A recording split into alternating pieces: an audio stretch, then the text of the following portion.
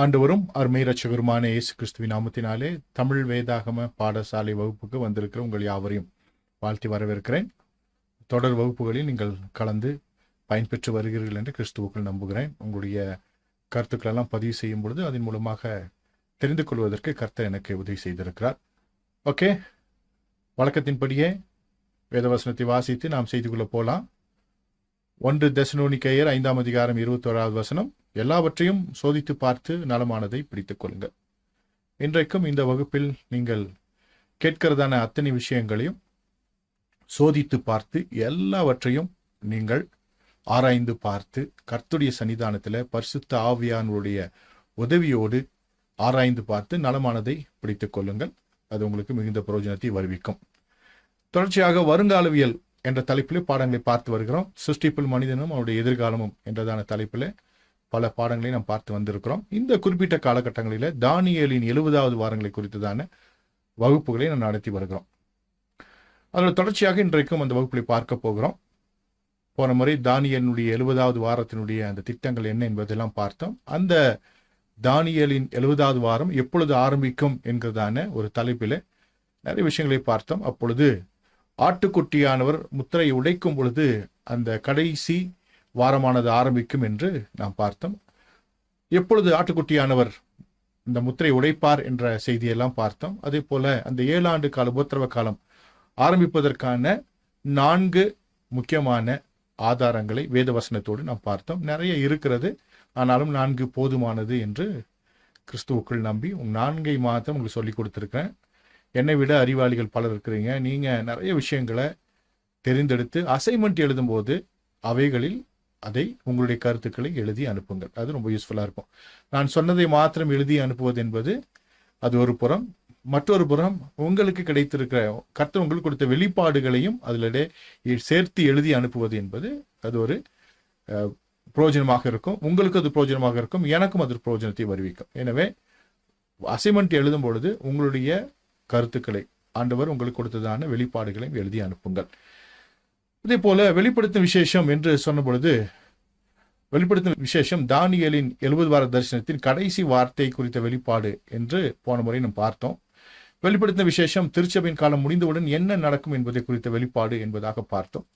அதே போல் ஆட்டுக்குட்டியானவர் எப்பொழுது முத்திரையை உடைப்பார் என்று சொன்ன பொழுது சபையை எடுத்துக்கொண்ட பின்பு, சபை மத்தியவானிலே அவரை சந்திக்க சென்ற பின்புதான் ஆட்டுக்குட்டியானவர் முத்திரை உடைப்பார் என்ற செய்தியை பார்த்தோம். அதற்கான ஆதாரங்கள், அதற்கான செய்திகள் எல்லாம் நீங்களும் ஆராய்ந்து பார்த்திருப்பீங்க.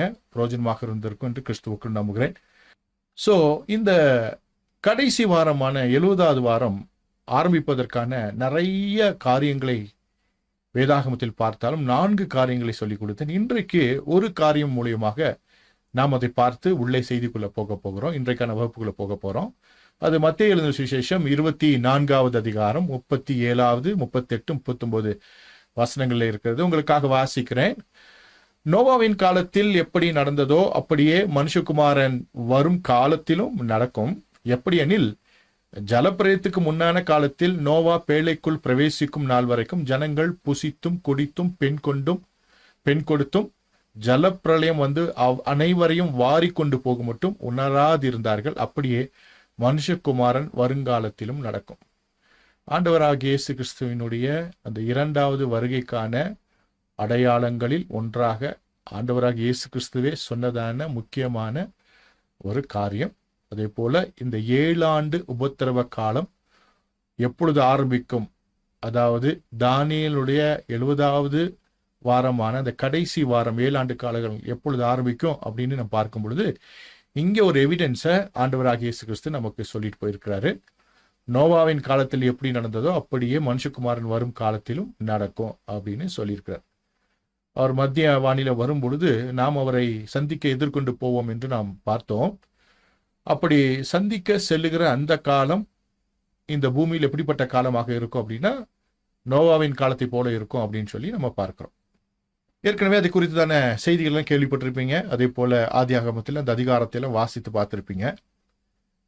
சும்மா சின்ன ஒரு விஷயத்தை மாத்திரம் சொல்லிட்டு நான் உள்ள போயிடுறேன். என்ன அப்படின்னா, இன்னைக்கு திருச்சபைகள் எல்லாம் ஒரு மந்த நிலைக்கு சென்று விட்டது. இயேசு கிறிஸ்து வருகிறார் என்று சொன்னாலும் அதை குறித்து கவலை இல்லை. இயேசு கிறிஸ்து வரமாட்டார் என்று சொன்னாலும் கவலை இல்லை, எதை பிரசங்கித்தாலும் கவலை இல்லை. அவைகளெல்லாம் கேட்டுட்டு தாங்கள் போன போக்கிலே போகிறதான ஒரு கூட்டத்தை நாம் பார்க்கிறோம். அதாவது ஏதோ ஒன்றை நோக்கி நகருகிற கிறிஸ்தவம். அதாவது ஆசீர்வாதங்கள், வேலை வாய்ப்பு, பொருளாதார ஆசீர்வாதம், காரு பங்களா, சொகுசான வாழ்க்கை, இதை நோக்கி நகருகிற கிறிஸ்தவ உலகத்தை நாம் பார்க்கிறோம். உலகம் எப்படி போய்கொண்டிருக்கிறதோ அதே போல கிறிஸ்தவ உலகமும் போய்கொண்டிருக்கிறது. உலகம் இன்றைக்கு ஒரு சுகபோகமான வாழ்க்கைக்குள்ளாக நடந்து கொண்டிருக்கிறது. இதற்கு முன்பாக 2 உலக போர்களை இந்த உலகம் சந்தித்திருக்கிறது இல்லையா? வேர்ல்டு வார், 2 வேர்ல்டு வார் சந்தித்திருக்கிறது. அந்த காலகட்டங்களெல்லாம் ஜனங்கள் மிகவும் கஷ்டப்பட்டார்கள். ஆனால் இந்த காலகட்டங்களில் கஷ்டம் என்பது இல்லை. எங்குமே எல்லா இடங்களிலும் பொருளாதார செழிப்பு இருக்கிறது. ஜனங்கள் இன்னுமாய் சுகபோகமாய் வாழ்வதற்கான அந்த நிலைகளை நோக்கி தான் ஓடுகிறார்கள். ஒரு வீடு இருந்தா 10 வீடு இல்லையா? ஒரு கார் இருந்தா 2 கார், அப்படி சுகபோகமான வாழ்க்கைக்கு நேராக ஜனங்கள் இன்றைக்கு நடத்தப்படுகிறார்கள். இந்த உலகமும், கார்பரேட் உலகமும் அள்ளி அள்ளி சம்பளத்தை கொடுக்கிறது. இதெல்லாம் நம்ம பார்க்கிறோம்.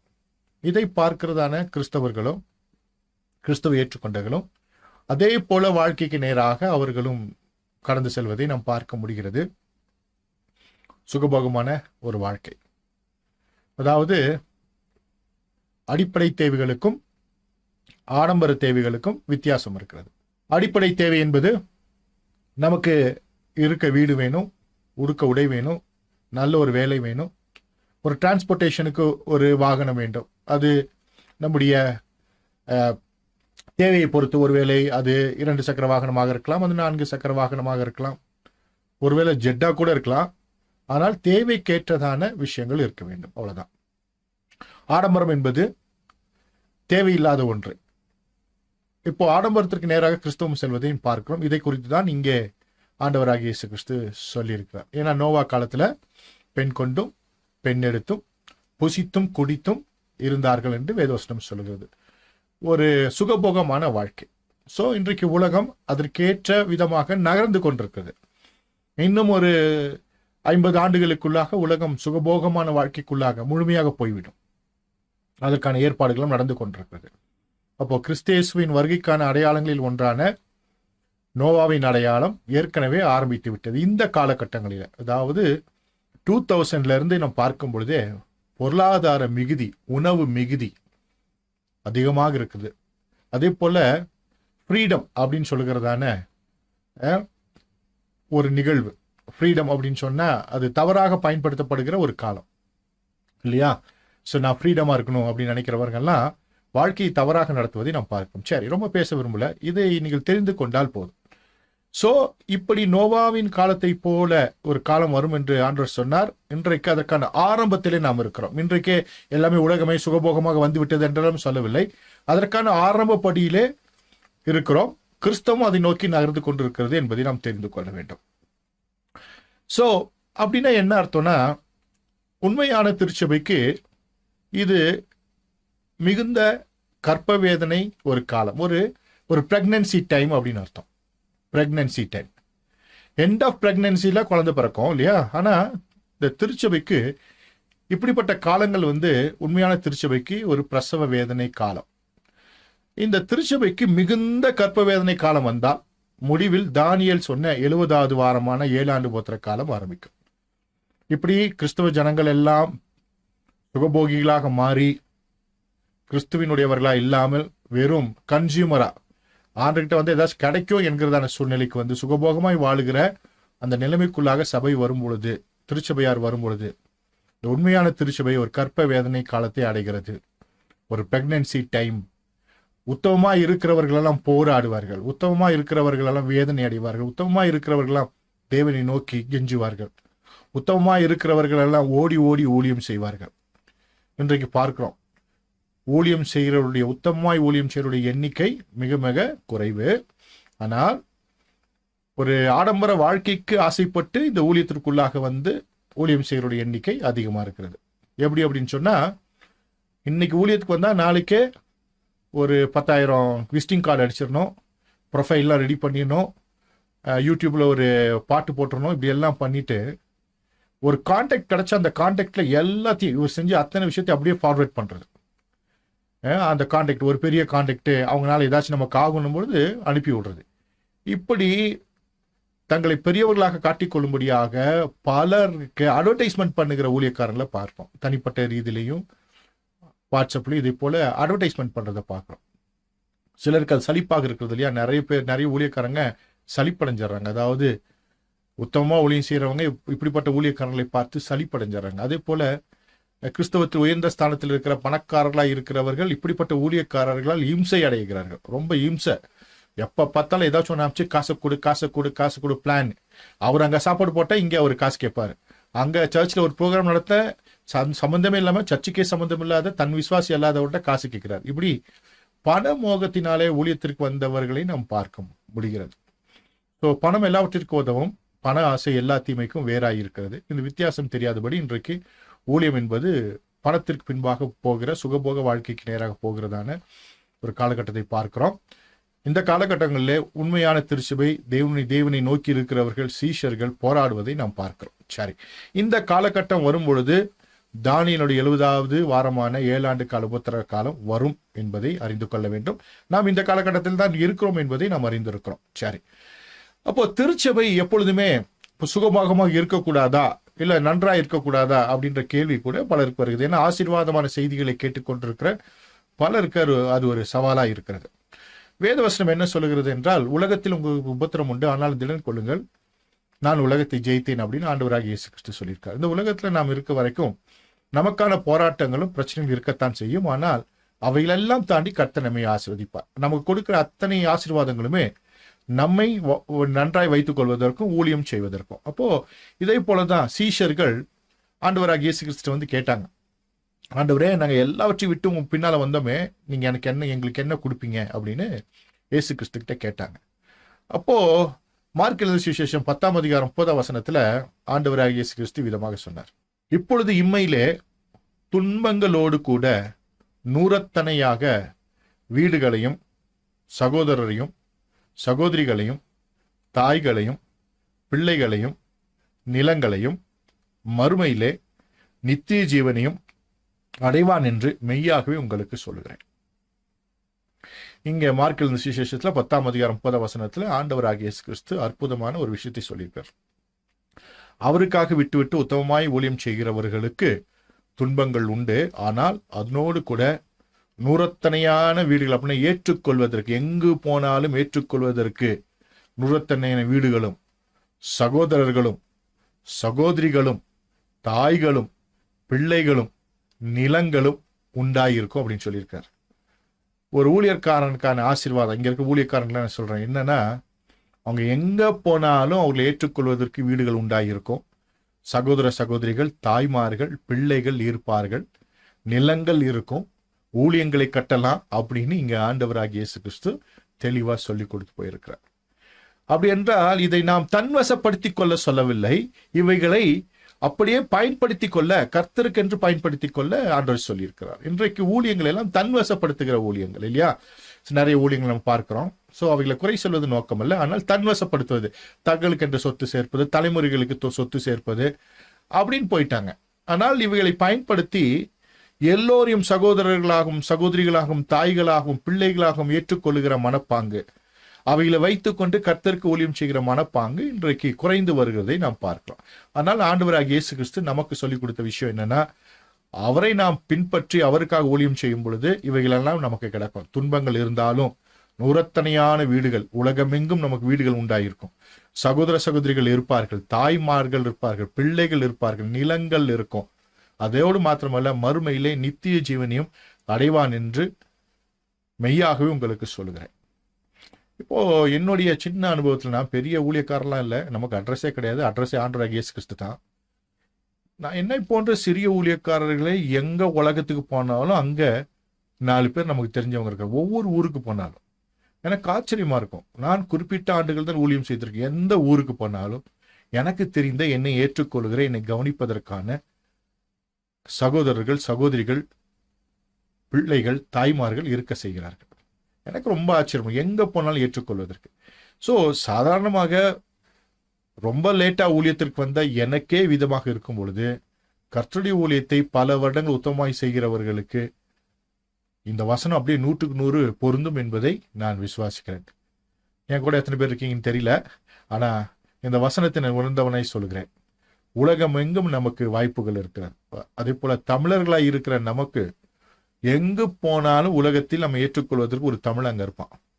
அவன் ஆண்டரை பத்தி தெரிஞ்சிருப்பான். நம்மள போனதும் நமக்கான வாய்ப்புகளை எங்கே கர்த்தர் ஏற்படுத்தி தருவார். அந்தந்த வாய்ப்புகளை அங்கே பயன்படுத்தி கர்த்தருக்கென்று ஊழியம் செய்து போய்கொண்டே இருப்பது நமக்கு கொடுத்த அழைப்பாய் இருக்கிறது. கடைசி காலங்களிலே நம்முடைய மனதும் நம்முடைய சிந்தனையும் இங்கே இருக்க வேண்டும், இங்கே நாம் இருந்துவிட வேண்டும் என்கிறதான லோத்தின் மனைவியினுடைய அந்த எண்ணங்கள் இன்றைக்கு ஓடுவதை நாம் பார்க்கிறோம். ஸோ அதிலிருந்து நாம் வெளியே வந்து விடுவதற்கு கர்த்தர் நமக்கு உதவி செய்ய வேண்டும். சரி, இப்போ நம்ம பார்த்தோம், சபைக்கு கற்ப வேதனையின் காலம், இஸ்ரவேலுக்கு உபத்திரவ காலம் அப்படின்னு தொடர்ச்சியாக நாம் பார்த்து வருகிறோம். இந்த கற்ப வேதனையின் காலம் என்றால் என்ன, உபத்திரவத்தின் காலம் என்றால் என்ன என்பதை ஏற்கனவே பார்த்துருக்கோம். இன்னைக்கு கொஞ்சம் சின்ன ஒரு விஷயம் மாத்திரம் பார்த்து போகிறோம். அது உபத்திரவ காலம் அப்படின்னும் பொழுது முதல் 3 ஆண்டு உபத்திரவ காலம், 2வது 3 ஆண்டு உபத்திரவ காலம். அதை குறித்து மத்தேயு, மார்க்கில் வாசிக்கும் பொழுது ஆண்டவராகிய இயேசு கிறிஸ்து சொல்றாரு, ஏனெனில் உலகம் உண்டானது முதல் இதுவரைக்கும் சம்பவித்தராதும் இனிமேலும் சம்பதிவான மிகுந்த உபத்திரம் அப்பொழுது உண்டாயிருக்கும் அப்படின்னு சொல்லிட்டார். ஸோ இந்த உபத்திர காலம் என்பது இதுவரைக்கும் உலகத்தில் நடக்கல, இனிமேலும் சம்பவிக்காது அப்படிங்கிறதான ஒரு முக்கியமான கருத்தை சொல்கிறார். அப்போ இன்னைக்கு ஒருவேளை உபத்திரமம் அப்படின்னு இருந்துச்சுன்னா, உங்க பார்வைக்காக நிறைய பேர் சொல்றாங்க இல்லையா, அப்படின்னா அப்படிப்பட்ட உபத்திரவங்கள் இனிமேல் இருக்காது, இருக்கக்கூடாத, இது வரைக்கும் நடந்துராத உபத்திரவங்கள் வந்திருக்கணும் அப்படின்னு வந்தா அது உபத்திர காலம் அப்படின்னு ஆண்டவராகிய இயேசு கிறிஸ்து நமக்கு சொல்லி கொடுத்திருக்காரு. இன்றைக்கு நடக்கிற சிலர் சொல்லுகிற உபத்திரவங்கள் எல்லாமே ஏற்கனவே நடந்தது தான். ரோம பேரரசில் நடக்காத, கிறிஸ்தவர்களுக்கு எதிராக நடக்காத அத்தனை பெரிய உபத்திரவங்கள் இன்றைக்கு கிறிஸ்தவர்களுக்கு வரவில்லை. ஆனால் இந்த உபத்திரமானது ரோம பேரரசு கிறிஸ்தவத்துக்கு இழைத்த அந்த உபத்திரவத்தை விட மிகப்பெரிய உபத்திரவம், இனிமேலும் சம்பவிக்காது, இதற்கு முன்பும் சம்பவித்திருக்காது அப்படின்னு சொல்லுகிறதான ஒரு முக்கியமான விஷயத்தை நாம் தெரிந்து கொள்கிறோம். அதனால எங்கேயாச்சும் சபைகள் உபத்திரப்படும் பொழுது, கிறிஸ்தவர்கள் கொல்லப்படும் பொழுது, இது உபத்திர காலம், இது 7 ஆண்டு உபத்திர காலம் ஆரம்பிச்சிருச்சு அப்படின்னு நினைக்க வேண்டிய அவசியம் இல்லை. அதற்கு முன்பாகவே டிக்டேட்டர்ஷிப்ல இந்த உலகம் இருந்த பொழுது கிறிஸ்தவம் பயங்கரமாக நசுக்கப்பட்டது. பல கோடி கிறிஸ்தவர்கள் அவர்கள் கொல்லப்பட்டார்கள். அது வினோத விதமாக புது புது கருவிகள்லாம் கண்டுபிடிக்கப்பட்டு அவர் கொல்லப்பட்டார்கள். மறந்துவிடக்கூடாது. சரி, இப்போ கற்ப வேதனையின் காலம்னா அப்படின்னா என்ன நம்ம பார்க்க போறோம். இதுல இருந்தா நம்முடைய வகுப்பு ஆரம்பிக்கிறது. கற்ப வேதனையின் காலம் என்பது 2 பிரிவா நம்ம பிரிக்கலாம். ஒன்று கற்ப கால வேதனை, அதாவது பிரெக்னன்சி டைம் ப்ராப்ளம்ஸ். அதாவது பிரெக்னன்சி அப்படின்னும் பொழுது சகோதரிமார்கள்லாம் இருக்கீங்க, இந்த பிரெக்னென்ட் ஆனும்போது அப்படியே ஒரு சந்தோஷம், ஐ எம் பிரெக்னென்ட் அப்படின்னு சொல்லும்போது அந்த சந்தோஷத்துக்கு அப்புறம் ஒழுங்கா சாப்பிட முடியாது, ஒரு பக்கம் சாஞ்சி தூங்க முடியாது இல்லையா, வாந்தி வரும், டிஸ்கம்ஃபர்ட் ஃபுல்லாக இருக்கும். அந்த 9 மாதங்களுமே அந்த தாய் சில அசௌகரியங்களை சந்தித்து கொண்டு தான் இருப்பாங்க இல்லையா. ரொம்ப கஷ்டமாக தான் இருக்கும் அவங்களுக்கு. ஆனால் அவங்க அது பெரிய பிரச்சனை நினைக்க மாட்டாங்க. பிள்ளை என்ற அந்த சந்தோஷத்துக்கு முன்பாக அந்த 9 மாத அந்த வேதனை என்பது பெரியதல்ல. அவ்வளோ வேதனை இருக்கும். அதே போலதான் திருச்சபையானது ஆரம்பித்த காலத்திலிருந்து இன்றைக்கு வரைக்கும் ஒரு கற்ப கால வேதனையை அனுபவித்துக் கொண்டுதான் இருக்கிறது. ஜனங்களை ரட்சிப்புக்குள் நடத்தும் பொழுது, தேசங்களுக்கு சுவிசேஷம் அறிவிக்கும் பொழுது நம்முடையவர்கள் கொல்லப்பட்டார்கள், நம்முடையவர்கள் பாதிக்கப்பட்டார்கள், சிறைச்சாலைக்கு சென்றார்கள், உபத்திரப்படுத்தப்பட்டார்கள்.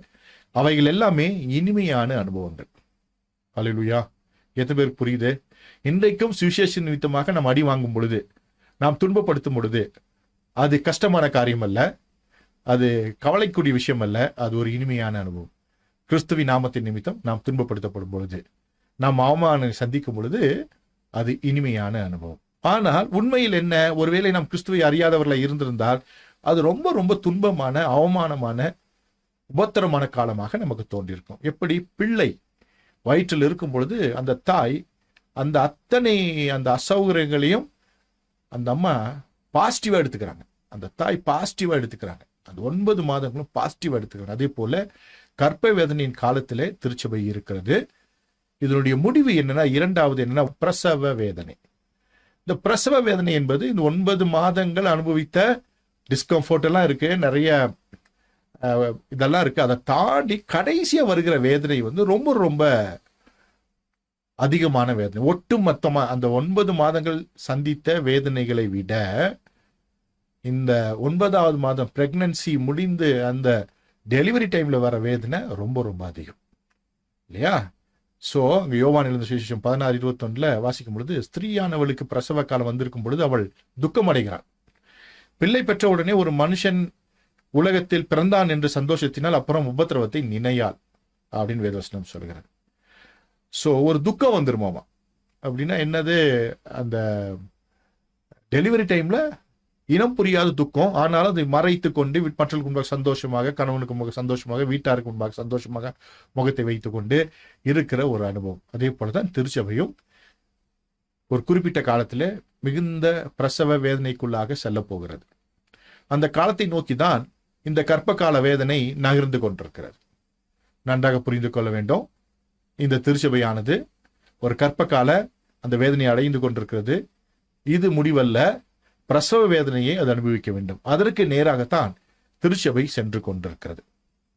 ஆனால் தான் ஆண்டவராகிய இயேசு கிறிஸ்து யோவான் 16:33 சொல்லும்போது, என்னிடத்தில் உங்களுக்கு சமாதானம் உண்டாயிருக்கும்படி பொருட்டு இவைகளை உங்களுக்கு சொல்லுகிறேன், உலகத்தில் உங்களுக்கு உபத்திரம் உண்டு, ஆனால் திடர் கொடுங்கள், நான் உலகத்தை ஜெயித்தேன் என்றார். இந்த எண்ட் ஆஃப் பிரெக்னன்சில ஒரு வேதனை இருந்தாலும் அது நிலைத்திராது. அது கொஞ்ச காலத்தில் அது அந்த அந்த தாயை விட்டு நீங்கிவிடும். பிள்ளை பிறந்த உடனேயே அவள் துக்கம் அடையாள், அந்த உபத்திரத்தை நினையாள் என்று வேதவசனம் சொல்லுகிறது. போன முறையே வகுப்புகளில் நிறைய விஷயம் சொல்லிக் கொடுத்தேன். அதை நினைவுபடுத்தினா உங்களுக்கு யூஸ்ஃபுல்லா இருக்கும்னு நினைக்கிறேன். என்னன்னா, ஒரு பண்டிகை எடுத்தோம். இல்லை எதிர்கால பண்டிகையில எக்கால பண்டிகைகளை குறித்து நான் சொல்லிக் கொடுக்கும் பொழுது சில விஷயங்களை சொல்லிக் கொடுத்தேன். ஜிக்ரோன் டெருவா அப்படின்ற ஒரு விஷயத்தை நான் சொல்லிக் கொடுத்தேன். நினைவு கூறும் சத்தம் அல்லது நினைவுபடுத்தும் சத்தம் என்று நான் உங்களுக்கு சொல்லிக் கொடுத்தேன். இந்த நினைவுபடுத்தும் சத்தம்னா என்ன அப்படின்னு சொல்லும் பொழுது, இதுல ஒரு முக்கியமான ஒரு விஷயத்தை நான் சொல்லிக் கொடுத்தேன். அது என்ன அப்படின்னா, தாயினுடைய பிரசவ வழி அழுகை வந்து என்னன்னா ஜிக்ரோன் டெருவா. அந்த ஜிக்ரோன் டெருவா வந்த உடனேயே பிள்ளையின் முதல் அழுகை கேட்கும். சரியா? 2 விஷயங்கள் இருக்கிறது ஜிக்ரோன் டெருவால. தாயின் பிரசவ வழி அழுகை, பிள்ளையின் முதல் அழுகை. அப்போ இந்த கர்ப்ப காலம் முடிந்து பிரசவ வேதனை வரும் பொழுது தாயினுடைய பிரசவ வழி அழுகை இருக்கிறது, அதற்கு பின்பு பிள்ளையின் முதல் அழுகை இருக்கிறது. இது 2மே முக்கியமான விஷயம். போன முறை சொல்லிக் கொடுத்து அந்த வகுப்பை கவனிச்சிருப்பீங்க. சோ சிக்ரோன் டெருவா என்கிறதான அந்த சத்தம் என்பது ரொம்ப ரொம்ப முக்கியம் உங்களுக்கு சொல்லி கொடுத்திருந்தேன். சோ திருச்சபையானது ஒரு கர்ப்ப கால வேதனைக்குள்ளாக போய்கொண்டிருக்கிறது. அதற்கு பிரசவ வழி வேதனை வரப்போகிறது, ஒரு அழுகை வரப்போகிறது. அதாவது திருச்சபை மிகுந்த துன்பத்திற்கு உள்ளாக போக போகிறது. உலகமெங்கும் கிறிஸ்தவம் ஏற்றுக்கொள்ளப்படாமல் நிராகரிக்கப்பட்டு கிறிஸ்தவர்கள் வேறு விதமாக பார்க்கப்பட்டு, எப்படி எஸ்தர் ராஜாத்தின் காலத்தில் யூதர்கள் விகற்பமான ஜாதிகளாக பார்க்கப்பட்டார்களோ, அதே போல கிறிஸ்தவர்களும் இன்றைக்கு பார்க்கப்படுகிற ஒரு காலத்தில் இருக்கிறோம். இந்திய தேசமாக இருந்தாலும் எங்கிருந்தாலும் கிறிஸ்தவர்கள் வேண்டப்படாத அல்லது விகற்பமான ஜாதியாக பார்க்கப்படுகிறார். இதுவே இந்த பிரசவ வழி வேதனைக்கான ஒரு ஆரம்ப காலகட்டம். அதாவது இந்த கர்ப்ப காலம் முடிவடைகிற காலம் என்பதை தெரிந்து கொள்ள வேண்டும். இது ஒரு ஆரம்பம் தான். இன்னும் கொஞ்ச காலங்களில், வருகிற காலங்களிலே கிறிஸ்தவத்திற்கு எதிரான எல்லா இயக்கங்களும் ஆரம்பித்து கிறிஸ்தவத்தை குறித்து பேசுவதற்கான தடைகளை உலகமெங்கும் போட நாம் கேட்க போகிறோம், நாம் கண்களிலால் பார்க்க போகிறோம். அதை குறித்து தான் வேதாகமத்தில் நிறைய விஷயங்களை வேதம் சொல்லியிருக்கிறது, ஆண்டவராகிய இயேசு கிறிஸ்து சொல்லியிருக்கிறார். சோ உலகம் நகர்ந்து கொண்டிருக்கிற இந்த போக்கிலே நாம் பார்க்கும் பொழுது இன்றைக்கே உலகமெங்கும் கிறிஸ்தவத்திற்கு எதிரான விஷயங்கள் பார்க்கிறோம். நீங்க யூடியூப்ல போய் நிறைய ப்ரீச்சர்ஸோடைய, அதாவது ஸ்ட்ரீட் ப்ரீச்சர்ஸ் அவருடைய வீடியோஸ் பாருங்க. விசேஷமா இங்கிலாந்து தேசத்துல, ஐரோப்பிய தேசங்கள் ஸ்ட்ரீட் ப்ரீச்சர்ஸ் பேசுவதை கேட்டு பாருங்க, தெரு பிரசங்கங்கள் கேட்பாருங்க. அவர்கள் பேசிக் கொண்டிருக்கும் போது நிறைய பேர் அவளுக்கு எதிராக வந்து அவளோட சண்டையிடுவதையும் போராடுவதையும் அடிப்பதையும் நீங்க பார்க்க முடியும். அவங்க ஸ்ட்ரீட்ல அவங்க பார்த்துட்டு ஆண்டரை பத்தி சொல்லிட்டு இருக்கிறாங்க. அது ஐரோப்பிய தேசமாகத்தான் இருக்கிறது. ஆனால் அவர்களை அடிக்கிற, அவர்களை திட்டுகிற, அவமானப்படுத்துகிற, துப்புகிற ஆட்களை நாம் பார்க்க முடியும். இன்றைக்கு போய் பாருங்க. அப்போ இன்றைக்கு ஐரோப்பிய தேசங்களிலேயே உபதேசத்திற்கு எதிராக, சுவிசேஷத்துக்கு எதிராக துப்புகிற, எதிர்க்கிற, வேதத்தை கீழே போட்டு மிதிக்கிற ஒரு கூட்டம், ஜனக்கூட்டம் உருவாகி இருக்கிறது. சோ நாம் இந்திய தேசத்தில் இருக்கிறபடினாலே நமக்கு அது தெரிவதில்லை.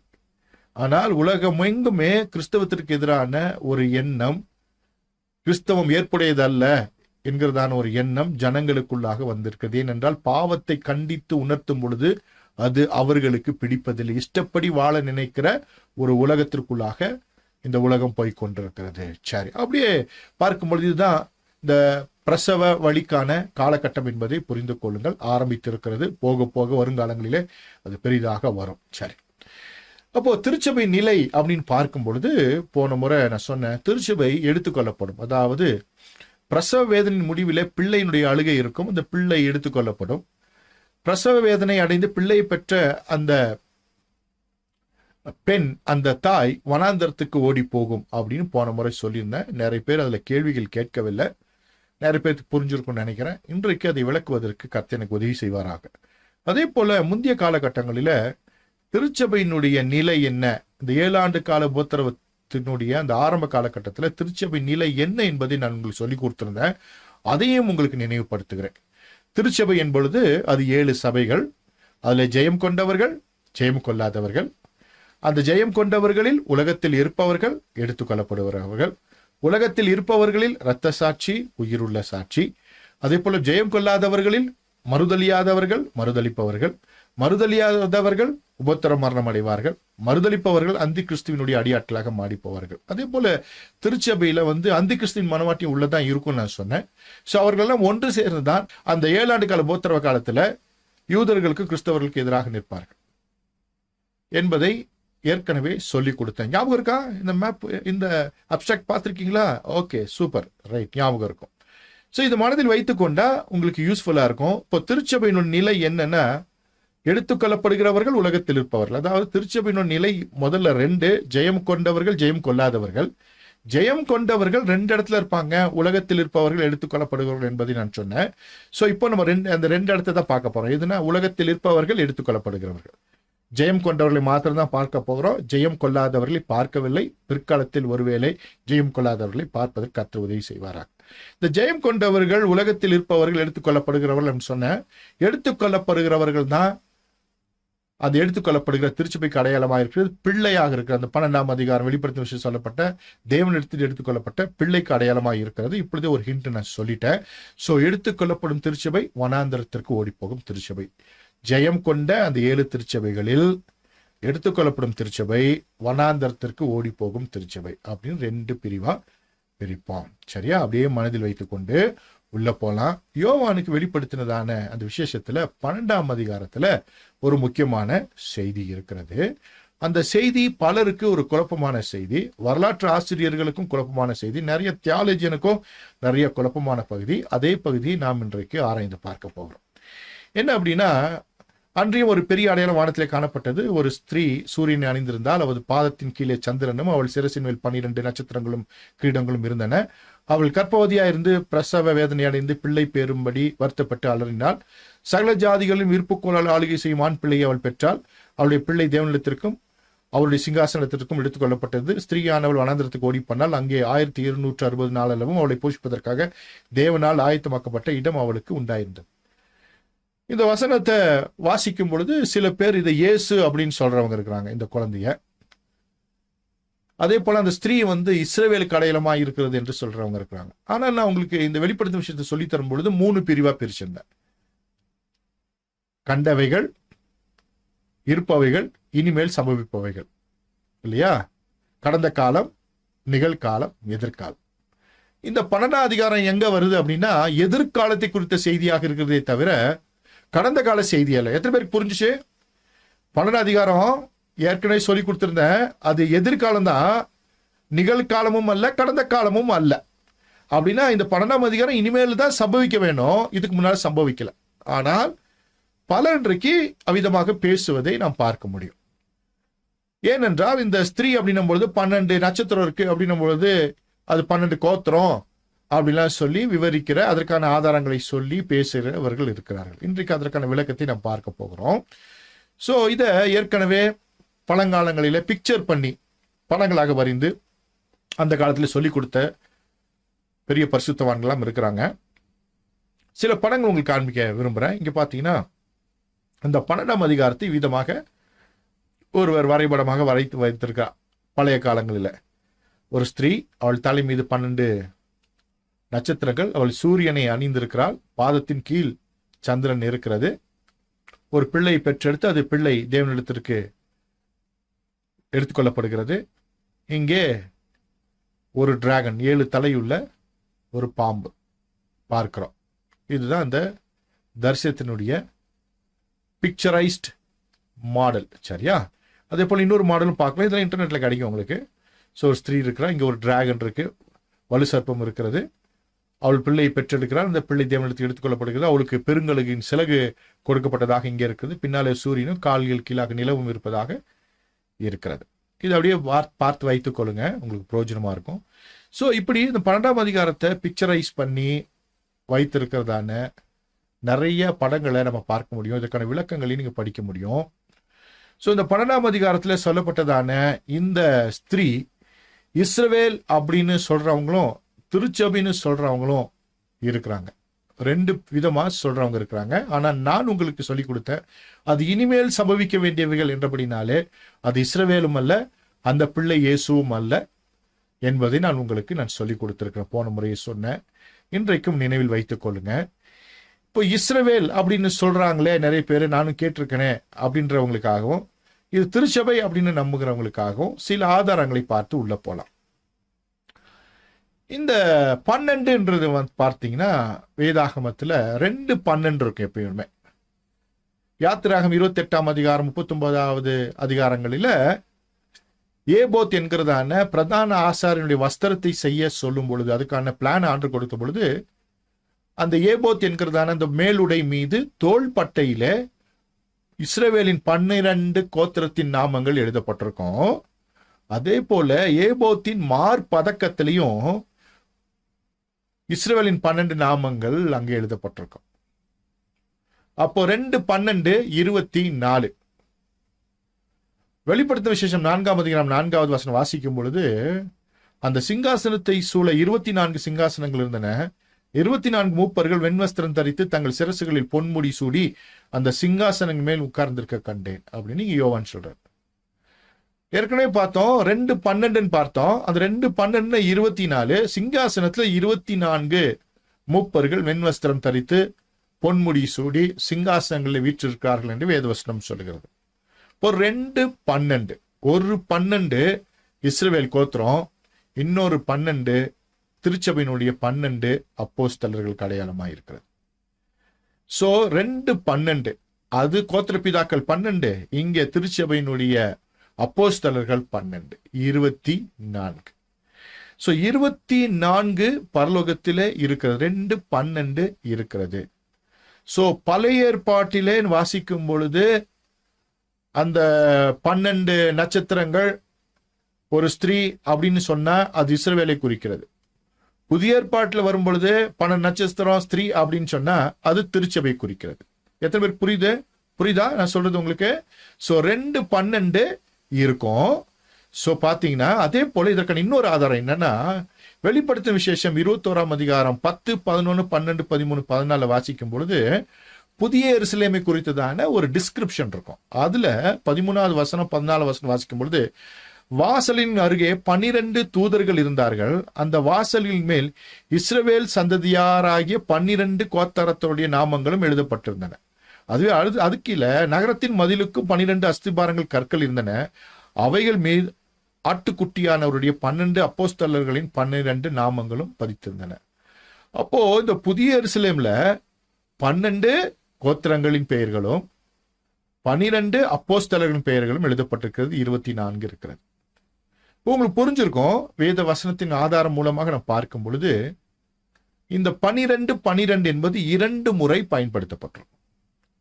பழைய ஏற்பாட்டில் வாசிக்கும் பொழுது ஏபோத்துல 2 12 இருக்கு. இப்போ நம்மளை பார்த்து வேதவசனம் சொல்கிறது ஆவிக்குரிய இஸ்ரவேலர்கள் என்று சொல்கிறது. அப்போ எழுத்தின்படியான மாம்சத்தின் படியான இஸ்ரவேலர்கள் 12, ஆவிக்குரிய இஸ்ரவேலர்கள் 12. அப்போ எவ்வளவுங்க? 24. அதனாலதான் சிங்காசனத்துல நம்மளை ரெப்ரசன்ட் பண்றதுக்கு அங்க 24 மூப்பர்கள் இருக்கிறார்கள் என்பதை தெரிந்து கொள்ள வேண்டும். அப்போ யோவானுக்கு வெளிப்படுத்தினதான அந்த விசேஷத்துல 12ஆம் அதிகாரத்துல ஒரு ஸ்திரீ இருந்தால் அப்படின்னும் பொழுது, ஒரு சூரியன் அறிந்திருந்தால் அவளுடைய தலையில 12 நட்சத்திரங்கள் இருந்தது அப்படின்னு சொன்னா, அது புதிய ஏற்பாடாக இருக்கும் பட்சத்துல உங்களுடைய சிந்தையில என்ன வரணும்னா அது திருச்சபையாக வரணும். ஒருவேளை அது தானியேல் புஸ்தகத்தில் விவரிக்கப்பட்டிருந்தால் உடனே உங்களுக்கு என்ன ஞாபகம் வந்திருக்கணும்? அது இஸ்ரவேலாக ஞாபகத்துக்கு வந்திருக்கணும். எத்தனை பேருக்கு புரிஞ்சிச்சு? இந்த தீர்க்கதரிசன புஸ்தகங்களை குறித்ததெல்லாம் நிறைய விஷயங்களை பார்த்தோம் இல்லையா? சோ தானியேல் புஸ்தகம் யாருக்காக எழுதப்பட்டது, அங்கே திருச்சபையினுடைய விஷயங்கள் எப்படி மறைக்கப்பட்டிருக்கிறது, புதிய ஏற்பாட்டில் வெளிப்படுத்தும் விசேஷம் யாருக்காக எழுதப்பட்டிருக்கிறது, அங்க இஸ்ரவேலும் சேர்க்கப்பட்டிருக்கிற செய்தியை நான் உங்களுக்கு சொல்லியிருக்கிறேன். சோ புதிய ஏற்பாடு என்று சொல்லும் பொழுது அந்த தீர்க்க தரிசனங்கள் முழுமையாக அது திருச்சபையை ஆதாரமாக வைத்து, திருச்சபையை மையமாக வைத்து தான் அது அங்கே சொல்லப்பட்டிருக்கிறது. அங்கே இஸ்ரவேல் மையப்படுத்தப்படவில்லை, ஆனால் அவர்களுக்கான செய்தியும் இருக்கிறது என்கிற செய்தியை கடந்த கால செய்திகளில் நான் சொல்லி கொடுத்திருக்கிறேன். சோ இந்த 12ஆம் அதிகாரத்துல சொல்லப்பட்ட ஸ்திரீ, அந்த ஸ்திரீயானவள் திருச்சபை தான் என்பதை தெரிந்து கொள்ள வேண்டும். அதற்கு முன்பாக நான் சொல்லிக் கொடுத்தேன், திருச்சபையானது கற்ப வேதனைக்குள்ளாக செல்ல வேண்டும் என்பதை வசன ஆதாரங்களோடு நான் சொல்லிக் கொடுத்தேன். இப்போ கற்ப வேதனையுடைய முடிவில் ஒரு பிள்ளை பேரு பிறக்கும். அந்த பிள்ளை தான் எடுத்துக்கொள்ளப்படுகிற சபை. அது தேவனிடத்திலே எடுத்துக்கொள்ளப்படும். சகல ஜாதிகளும் இருப்புக்கோளால் ஆளுகிற ஒரு பிள்ளை என்று வேதவசனம் சொல்லுகிறது. மத்திய வானில தேவனோடு எடுத்துக்கொள்ளப்பட்டு அங்கே இருந்து இந்த பூமியை கிறிஸ்துவோடு ஆளுகை செய்கிற திருச்சபையை குறித்து சொல்லுகிறது. எடுத்துக்கொள்ளப்படுகிற திருச்சபையானது மத்திய வானிலிருந்து பூமியில ஆளுகை செய்ய போகிற கிறிஸ்துவோடு இருந்து இந்த உலகத்தை ஆளுகை செய்ய போகிறது. மறந்துவிடக் கூடாது. ஏற்கனவே அதற்கான நிறைய உதாரணங்களை சொல்லியிருக்கிறேன். இங்கிலாந்து தேசத்துடைய மகாராணி விக்டோரியா அங்கே இருந்தாங்க. அவங்களுடைய ஆளுகை இந்திய தேசத்திலும் பல நாடுகளிலும் இருந்தது. அதே போல நாம் மத்திய வானில் இருந்தாலும் அங்கே இருந்து கிறிஸ்துவோடு இந்த பூமியிலே நாம் ஆளுகை செய்ய போகிறோம். 1000 வருஷ அரசாட்சியில் எடுத்துக்கொள்ளப்பட்ட சபை மத்திய வானிலிருந்து நாம் இங்கே ஆளுகை செய்ய போகிறோம் என்கிறதான உண்மையை தெரிந்து கொள்ள வேண்டும். இன்னைக்கு நிறைய பேர் அதற்கு மாற்றாக பேசுவார்கள். நீங்கள் வேத வசனத்தின் அடிப்படையில் புரிந்து கொள்வது உங்களுக்கு பிரயோஜனமாக இருக்கும். சரி, இப்போ மறுபடியும் உள் போயிடுவோம். இந்த யோவானுக்கு வெளிப்படுத்தும் விசேஷம் 12ஆம் அதிகாரத்துல ஒரு அடையாளம் வானத்திலே காணப்பட்டது அப்படின்னு 1வது வசனத்திலையும் 3வது வசனத்துல வேறொரு அடையாளம் வானத்திலே காணப்பட்டது அப்படின்னு சொல்லி ஒரு வசனமும் இருக்கிறது. முதல் அடையாளத்துல ஒரு ஸ்திரீ சூரியன் அணிந்திருந்தாள். 2வது அடையாளத்துல 7 தலைகளையும் 10 கொம்புகளையும் தன் தலைகள் மேல் 7 முடிகளையும் உடைய சிவப்பான பெரிய வலு சர்ப்பம் இருந்தது அப்படின்னு சொல்லியிருக்கு. இப்போ 2 அடையாளம் வானத்தில் தோன்றினதாக வேதவசனம் சொல்லுகிறது. வெளிப்படுத்தும் விசேஷத்தை வாசிக்கும் பொழுது வானத்தில் தோன்றினால் வானத்தை பார்க்கணும், பூமியில தோன்றினா பூமி அப்படின்னு சொல்லியிருந்தா பூமியில பார்க்கணும், கடற்கரையின் போது கடற்கரையை பார்க்கணும், அதே போல தண்ணீர் என்பது தண்ணீர்ல பார்க்கணும். அங்க இருக்கும் அப்பொழுது நான் கடற்கரையில் நிற்க கண்டேன் அப்படின்னு இருக்கும், திரளான தண்ணீர்கள் மீது அப்படின்னு இருக்கும். அப்புறம் எங்க இருக்கும்னா நிலத்தின் மீது இருக்கும். அதே போல இங்கே வானத்தின் மீதுன்னு இருக்கும். ஸோ அந்தந்த இடத்துல என்ன நடக்குது அப்படின்ற விஷயத்தை தான் நம்ம பார்க்கிறோம். இங்கே வானத்தில் ஒரு அடையாளம் என்று சொல்லப்பட்டிருக்கிறது. அப்படின்னு நம்ம எங்க பார்க்கணும்னா வானத்தை பார்க்க வேண்டிய ஒரு விஷயம். ஸோ இந்த 12ஆம் அதிகாரத்தினுடைய நிகழ்வு வானத்தில் முதலாவது நடக்க வேண்டும், நடந்த பின்பு பூமியில் நடக்கும் என்பதை மனதில் வைத்துக் கொள்ளுங்க. சரியா? இந்த ஹிண்ட்டை கடைசியில கர்த்தர் உங்களுக்கு புரிய வைப்பார். என்னங்க, வானத்துல ஒரு நிகழ்வு நடக்க போகிறது, அந்த நிகழ்வு நடந்தவுடன் பூமியிலே அந்த நிகழ்வு நடக்க போகிறது. ஏனென்றால் இது வானத்தில் தோன்றுகிற ஒரு அடையாளமாக இருக்கிறது. 2 அடையாளங்கள் இருக்குது. ஒரு அடையாளம் ஸ்திரீ, 2வது அடையாளம் ஒரு வலு சர்ப்பம். நான் 1வது அடையாளத்தை மாத்திரமே இன்றைக்கு பேச போகிறேன்.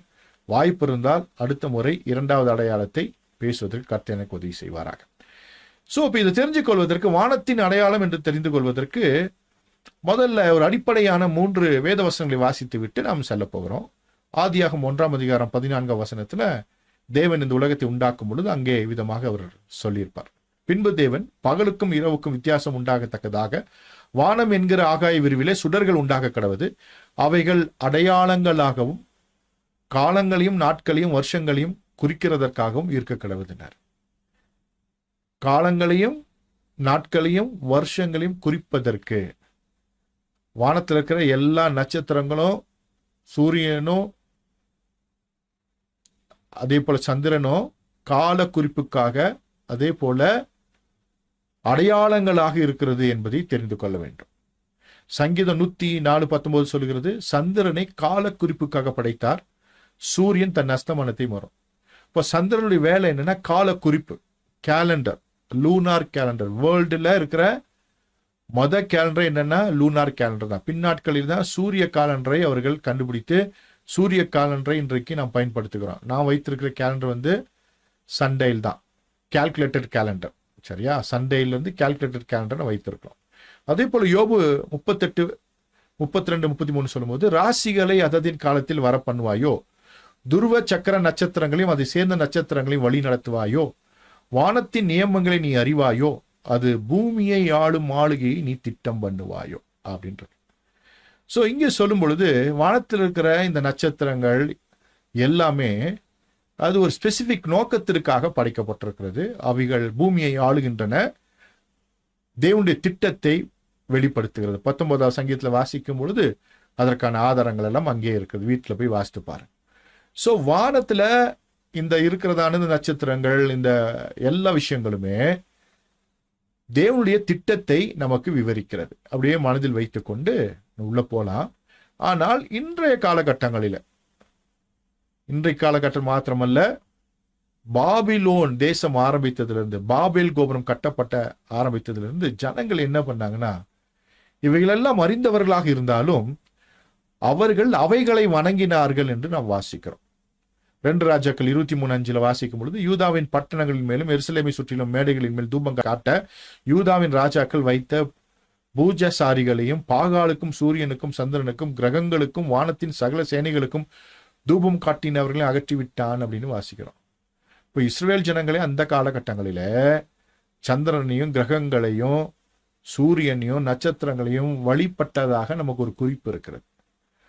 அப்போ இந்த படைக்கப்பட்டதான இத்தனை நட்சத்திரங்களும் கோள்களும் தேவனுடைய கால நிர்ணய சட்டத்தை அறிவிப்பதற்காக மாத்திரமே என்று ஆண்டவர் சொல்லியிருக்க, அவைகளை தெய்வமாக வணங்கின ஒரு கூட்டத்தை பார்க்கிறோம். அந்த கூட்டத்தோடு இஸ்ரவேல் ஜனங்களும் இணைந்து கொண்டு அவர்களும் வணங்கினார்கள் என்ற செய்தியை நாம் வாசிக்கிறோம். இது கர்த்தருக்கு அருவருப்பானது. ஸோ இன்றைக்கு வானத்தில் தோன்றுகிறதான அத்தனை நட்சத்திரங்கள் அவைகளெல்லாம் வைத்து இன்றைக்கு என்ன பண்றாங்க, ஜோசியம் பார்த்து 4 நட்சத்திரம் பார்க்கிறதை பார்க்கிறோம். அவைகளை வணங்குவதை நாம் உலகம் எங்கும் பார்க்கிறோம். இந்திய தேசமும் அதற்கு விலக்கல்ல. அதையெல்லாம் உங்களுக்கெல்லாம் தெரியும், நான் சொல்லி புரிய வேண்டிய அவசியம் இல்லை. ஆனால் இவைகள் எதற்காக அப்படின்னும் பொழுது, வானத்தில் அடையாளங்கள், வானத்தின் அடையாளங்கள் அப்படின்னு சொல்லி நான் உங்களுக்காக இங்க படத்துல போட்டிருக்கேன். இங்க வானத்தில் இருக்க அத்தனை நட்சத்திரங்களுக்குமான பெயர்களை வானவியல் அறிஞர்கள் வைத்திருக்கிறார்கள்.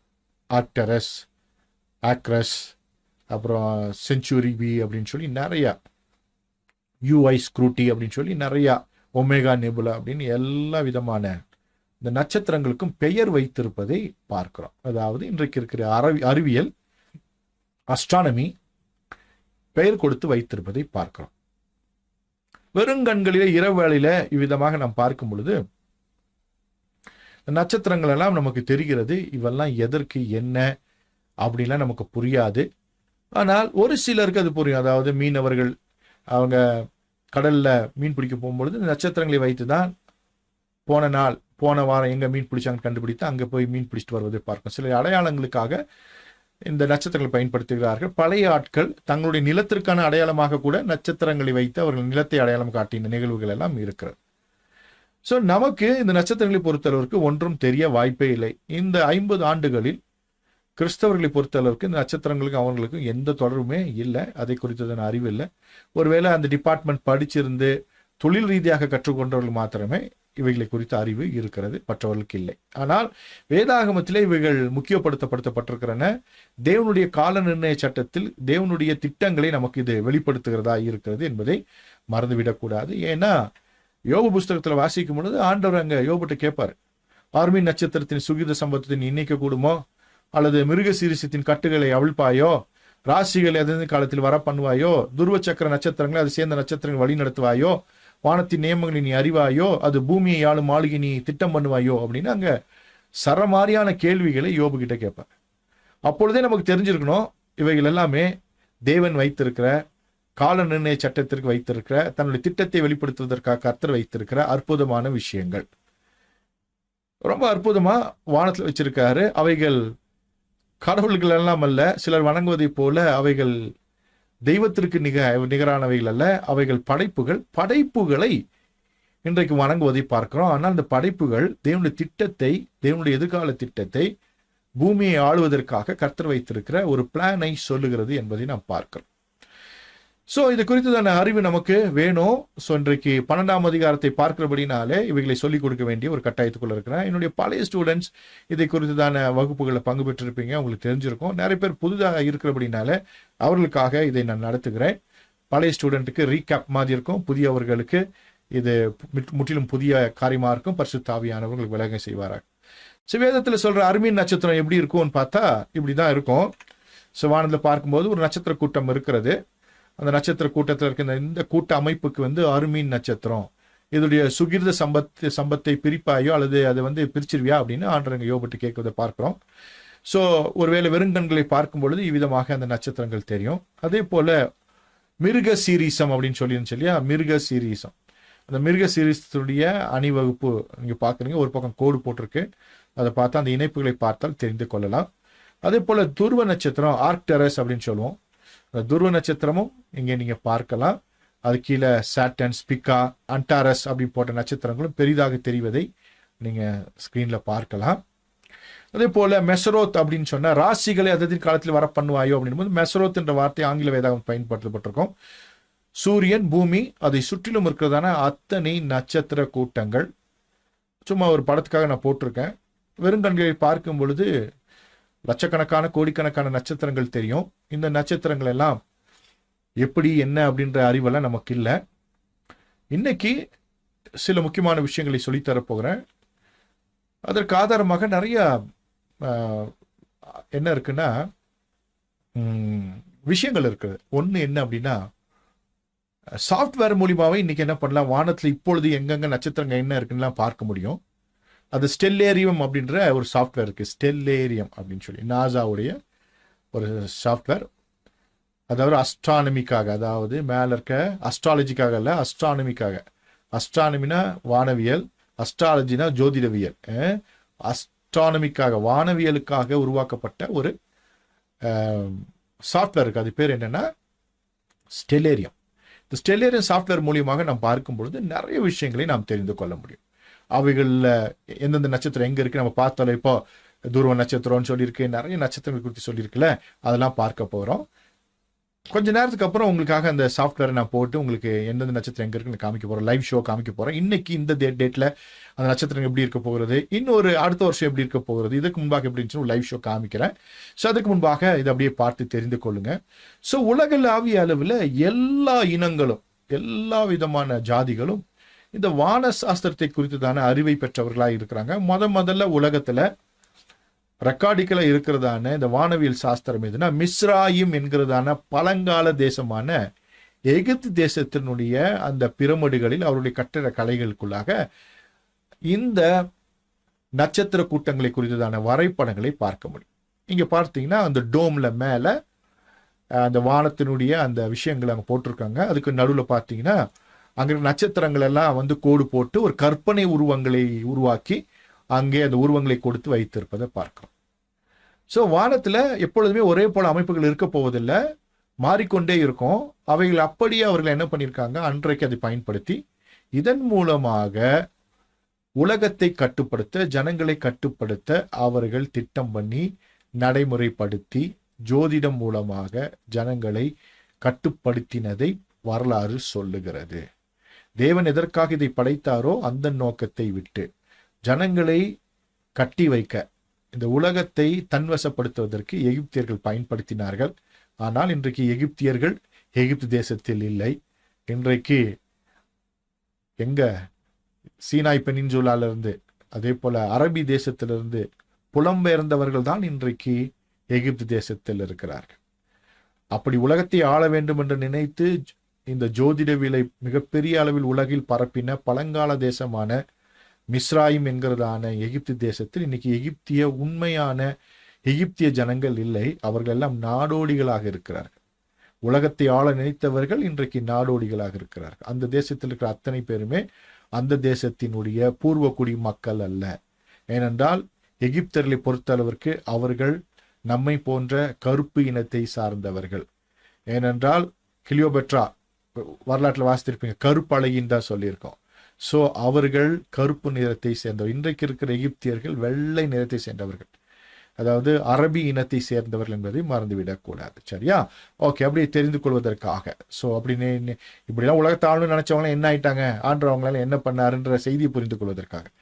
அடுத்தது பார்த்தீங்கன்னா, அது இந்திய தேசத்தில் அந்த காலத்தில் பயன்படுத்தின வானவெளியில் சாஸ்திரத்தில் அவர்கள் வானத்தில் இருக்கிறதான அந்த உருவங்களுக்கு கற்பனை கோடுகள் கொடுத்து, அந்த நட்சத்திரங்கள் கற்பனை கோடுகள் கொடுத்து கற்பனை உருவங்களை உருவாக்கி இருந்தார்கள். ராகு கேது அப்படிலாம் இருக்கும் இல்லையா, இங்கே பார்க்கலாம். ராகு கேதுலாம் நீங்கள் பார்க்கலாம். ஸோ எல்லாமே இங்கே இருக்கிறத பார்க்கலாம். சரியா? இவைகளை கொண்டு இந்த நாட்டிலே அவர்கள் ஜனங்களை கட்டுப்படுத்த, ஜோதிடத்தின் மூலமாக கட்டுப்படுத்த நினைத்தார்கள். இன்றைக்கு வரைக்கும் கட்டுப்படுத்தி கொண்டுதான் இருக்கிறார்கள். ஸோ இந்த ஜோதிடத்திற்கு பின்பாக பிசாசு செயல்படுகிறான். இதை நம்புகிற ஒருவனை அவன் கட்டுப்படுத்துகிறான். ஜோதிடத்தினால் ஒன்றுமல்ல, ஜோதிடத்தை நம்புகிற யாராக இருந்தாலும் அதற்கு பின்னணியில செயல்படுகிற பிசாசின் ஆவிகள் அவர்களை கட்டுப்படுத்தி, இந்த ஜோதிடம் பார்த்தவன் என்ன சொன்னானோ அதையே அவர்கள் வாழ்க்கையில் நிறைவேற செய்து அவர்களை கட்டி வைத்து அதற்கு அடிமையாக்குகிறான் என்பதை மறந்துவிடக்கூடாது. இந்திய தேசத்திலும் இது பயன்படுத்தப்பட்டு கொண்டிருக்கிறது, பயன்படுத்த இருக்கிறார்கள், இன்றைக்கும் இருக்கிறது என்பது உங்களுக்கு தெரிந்த செய்தி. அடுத்தது இங்க பார்க்கிறீங்க, இது அசிரிய தேசங்களிலே பயன்படுத்தப்பட்டதான பாடங்கள், வானவியல் சாஸ்திரம். அங்க இருக்கிறதான கற்பனை கோடுகளை உருவங்களாக வரைந்து வைத்திருக்கிறத நீங்க பார்க்க முடியும். இதுவும் ஏறக்குறைய 6000 5000 ஆண்டுகளுக்கு முன்பாக இருந்து பயன்படுத்தப்படுகிறதான வார்த்தை இது வகைகள். சரியா? ஸோ மனிதன் எப்பொழுது இந்த உலகத்தில் வந்தானோ அதற்கு பின்பு காயினின் காலத்திலிருந்து இது இருக்கிறது. சரியா? காயின், அதனால தான் 6000 ஆண்டுன்னு சொன்னேன். காயின் காலத்திலிருந்து இருக்கக்கூடிய ஒரு விஷயம். இந்த உலகத்தை கட்டுப்படுத்துவதற்கு பிசாசு சொல்லிக் கொடுத்த, பிசாசு மூலமாக அவர்களை கட்டுப்படுத்துவதற்கு பயன்படுத்தப்பட்ட விஷயங்களா பார்க்கலாம். அதனால தான் அவன் ஆகாயத்து அதிபதி பிரபு அப்படின்னு சொல்லுகிறது. ஆகாயத்து பிரபு அப்படின்லாம் அவனை சொல்லுகிறது. இந்த நட்சத்திரங்கள் மூலமாக ஜனங்களை கட்டுப்படுத்துவது என்பதை ஒரு கலையாக ஜனங்களுக்கு சொல்லிக் கொடுத்து அதன் மூலமாக ஜனங்களை கட்டுப்படுத்துகிறார். அதே போல பாருங்க, இது ஒரு ரொம்ப பழங்கால ஒரு படத்தை நீங்க பார்க்குறீங்க. அதே போல அடுத்தது பார்த்தீங்கன்னா சைனீஸ், அவங்க பயன்படுத்தி இருக்கிறதான மங்கோலியா, சைனா, அங்கே பயன்படுத்துறதான வானவெளி சாஸ்திரத்துடைய பழைய படங்களை பார்க்கீங்க. அதே போல அரபியர்கள் பயன்படுத்தின, ஆதி காலத்தில் அரபிகள் பயன்படுத்தினதான வானவியல் சாஸ்திரத்திற்கான விஷயங்களை நீங்க பார்க்கணும். இப்படி உலகம் எங்கோ பயன்படுத்தப்பட்டிருக்கிறது இந்த வானவியல் சாஸ்திரம், அதாவது ஜோதிட கலை அப்படின்னு இன்னைக்கு சொல்லுகிறதான அஸ்ட்ராலஜி பயன்படுத்தப்பட்டிருக்கிறது. அதில் ரொம்ப பிரபலியமானவர்கள் கிரேக்கர்களும் ரோமர்களும் என்பது உங்கள் யாவருக்கும் தெரிந்தது தான். ஸோ இப்படி பாருங்க, உங்களுக்காக புரியும்படியா சொல்லணும்னா, துருவ நட்சத்திரம் அப்படின்னா என்ன, மிருக சீரிச நட்சத்திரம் என்னன்னு சிலர் கேட்கலாம் பைபிள் என்ன இருக்குன்னு. ஸோ உங்களுக்காக துருவ நட்சத்திரம்னா இன்னைக்கு சொல்ற சுவாதி நட்சத்திரம், அதே போல அருமீன் நட்சத்திரம்னா கிருத்திகா நட்சத்திரம். சும்மா உங்களுக்காக சொல்றதுக்காக, எப்படி வச்சு இன்னைக்கு ஜனங்களை கண்ட்ரோல் பண்றாங்கன்னு தெரிந்து கொள்வதற்காக. துருவ நட்சத்திரம்னா சுவாதி, அருமீன் நட்சத்திரம்னா கிருத்திகா. சரியா? ஸோ அதே போல கற்பனை உருவங்கள் கொடுத்து சுவாதி நட்சத்திரம் ஆர்க்டரஸ் அப்படின்னு சொல்றதான, அதாவது கிரேக்கர்கள் சொல்றதான ஆர்க்டரஸ் சுவாதி நட்சத்திரம் நீங்க பாக்குறீங்க. அதே போல ஓரியன், அதே போல பிலைடஸ், அதே போல வேதாகமத்தில் சொல்லப்பட்டிருக்கிறதான யோபின் புஸ்தகம் 26:13 சொன்னதான நெளிவான சர்ப்ப நட்சத்திரம், அது என்ன அப்படின்னா ஆயில்யம் அப்படின்னு சொல்லுவாங்க. அதை அப்படி பார்க்கலாம். கற்பனை கோடுகள் மூலமாக வரையப்பட்டதான நட்சத்திர கூட்டத்திற்கு கொடுக்கப்பட்டிருக்கிற ஒரு பெயர் க்ரூக்கட் சர்பெண்ட். இப்படி வேதாகமத்தில் சொல்லப்பட்டதான நிறைய விஷயங்கள், அதோடைய நோக்கங்கள் மாறி இன்றைக்கு ஜோதிடமாக மாறி போய் ஜனங்களை கட்டுப்படுத்துவதற்கு பயன்படுகிறது நம்ம பார்த்தோம். ஏசாயா 27:1 அக்காலத்தில் கர்த்தர் நிவேதான் எனும் நீண்ட பாம்பை, லிவிதான் எனும் கோணான சர்ப்பத்தை கடிதும் பெரிதும் பலத்துமான தமது பட்டயத்தால் தண்டிப்பார், சமுத்திரத்தில் இருக்கிற வலு சர்ப்பத்தையும் கொன்று போடுவார் அப்படின்னு இருக்கு. இந்த லிவியத்தான் அப்படின்றதும் வானத்தில் இருக்கிற ஒரு அடையாளம், சமுத்திரத்தில் இருக்கான் அப்படின்னு அங்க சொல்லியிருக்கு. அதாவது இஸ்ரேல் தேசம் இருக்கிற அந்த பகுதியில, அந்த பக்கம் அதாவது இஸ்ரவேலுக்கு ஆப்போசிட் சைடில் இருக்கிறதான வானமண்டலத்தில். அப்படின்னா பூமி உருண்டை தானே. இப்போ நான் வந்து ஊட்டியில் இருக்கேன். ஊட்டிக்கு ஆப்போசிட்ல என்ன இருக்கும்? அப்படியே இந்திய தேசத்துக்கு ஆப்போசிட்ல அமெரிக்கா இருக்கு. அமெரிக்காவில் இருக்கிற நட்சத்திர கூட்டங்கள் வேற, இங்கிருந்து நான் பார்க்கிற கூட்டங்கள் வேற. அதே போல பைபிள் அதை பத்தி தான் சொல்லியிருக்கு. புரிஞ்சுக்கிறதுக்காக சும்மா இன்ட்டு கொடுக்குறேன், இது நம்ம நோக்கம் இல்லை. ஸோ இங்க இப்படிப்பட்டதான நட்சத்திர வகுப்புகள் எல்லாம் வேதத்துல நம்ம பார்க்கிறோம். ஸோ ஆண்டவர் எதற்காக படைச்சாருன்னா, இங்கிலீஷ் பைபிள் அழகா சொல்லியிருக்கோம், சயின்ஸ் அண்ட் சீசன்ஸ் சொல்லியிருப்பார் ஆண்டவர்.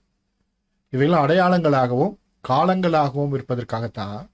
ஆனால் இதை தவறாக பயன்படுத்துகிறவர்களை நாம் இன்றைக்கு பார்க்க முடிகிறது. சரியா?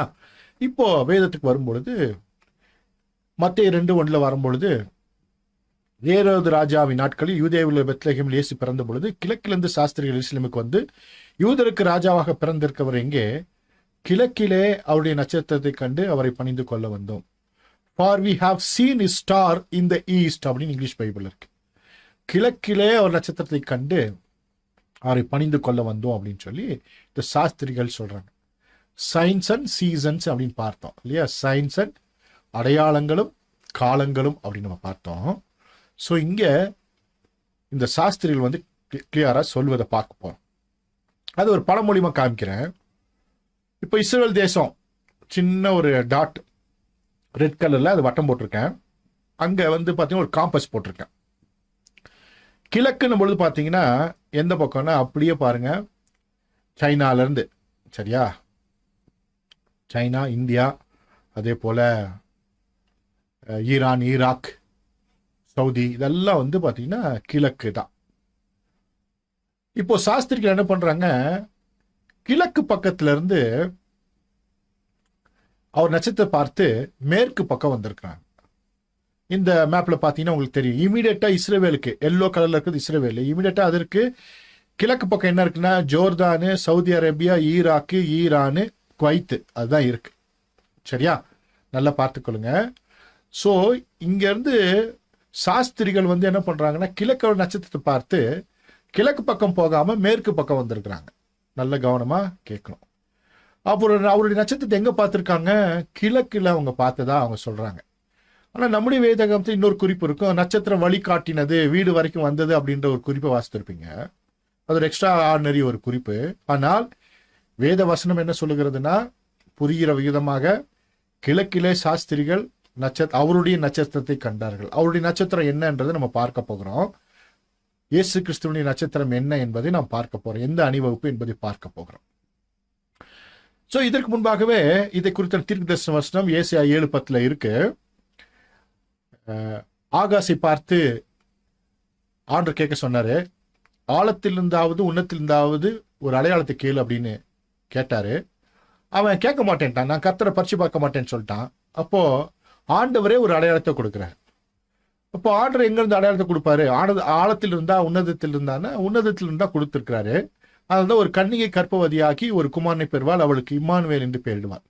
இப்போ ஏற்கனவே ஒரு ஸ்திரீ வானத்துல இருப்பத அங்க வசனத்தை வாசித்தோம். வானத்தில் ஒரு அடையாளம், ஒரு ஸ்திரீ 12 நட்சத்திரங்களை வைத்திருந்தால், இங்கே ஒரு கன்னிகை கர்ப்பவதியாகி என்னும் பொழுது அதுவும் வானத்தில் தோன்றிய ஒரு அடையாளம் தான். அந்த அடையாளத்தை உங்களுக்காக இந்த படத்துல போடுறேன். இப்படித்தான் இந்த அடையாளம் இருக்கு கிழக்குல.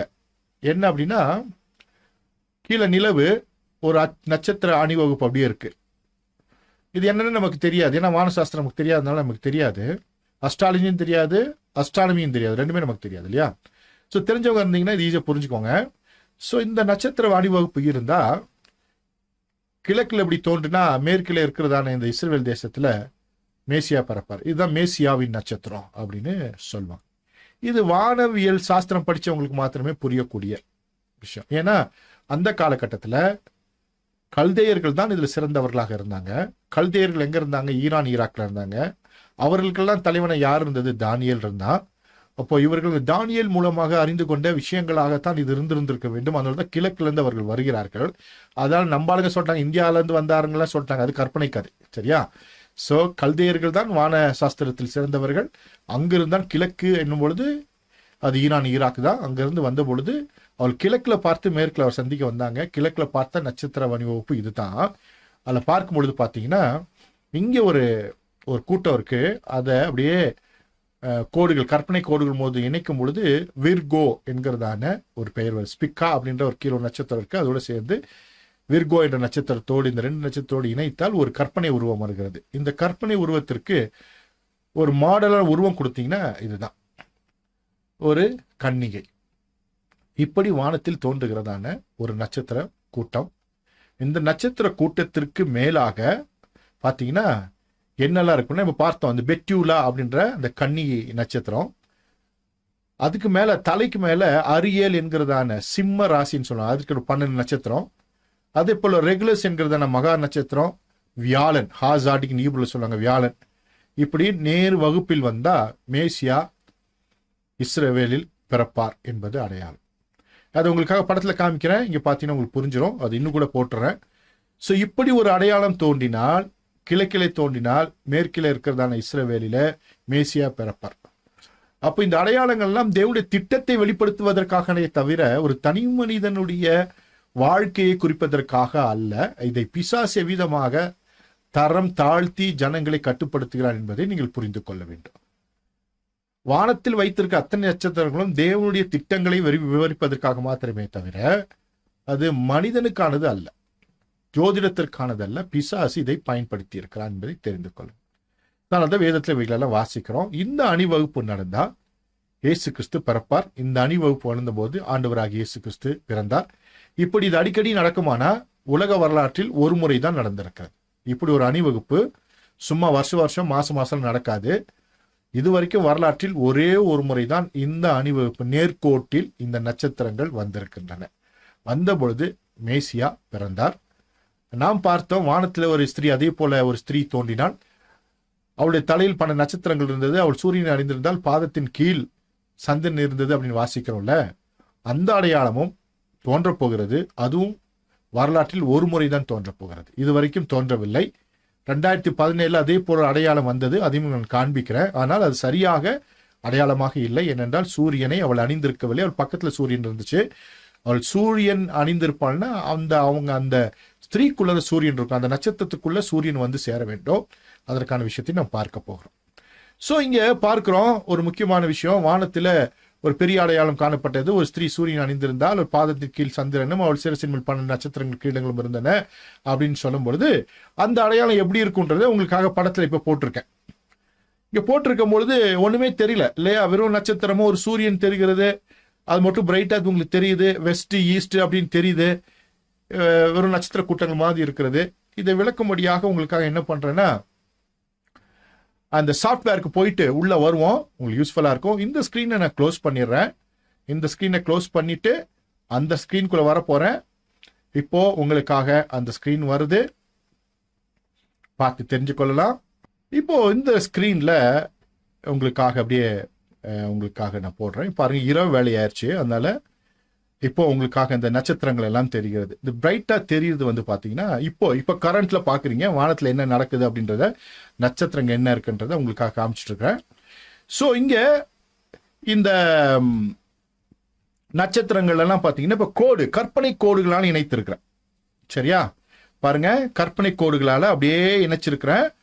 உங்க அந்த கற்பனை கோடுகள்லாம் தெரியும், அப்படியே நீங்க ஜூம் பண்ணி பார்த்துக்கொள்ளுங்க. அந்த கற்பனை கோடுகள் இல்லாத பொழுது அப்படியே பாருங்க, ஸ்கிரீன்ல வெறும் புள்ளி புள்ளியா தெரியுது, சூரியன் மாத்திரம் பெருசா தெரியுது. ஸோ இங்க போகும்போது கற்பனை கோடுகள் வருகிறது. இந்த கற்பனை கோடுகளுக்கு இன்னும் நம்ம என்ன பண்றோம், உருவம் கொடுத்தா இங்க பாருங்க உருவம் வந்துருச்சு. இப்போ வந்துருச்சா, அப்படியே பாருங்க அந்த உருவங்கள் தெரிகிறது.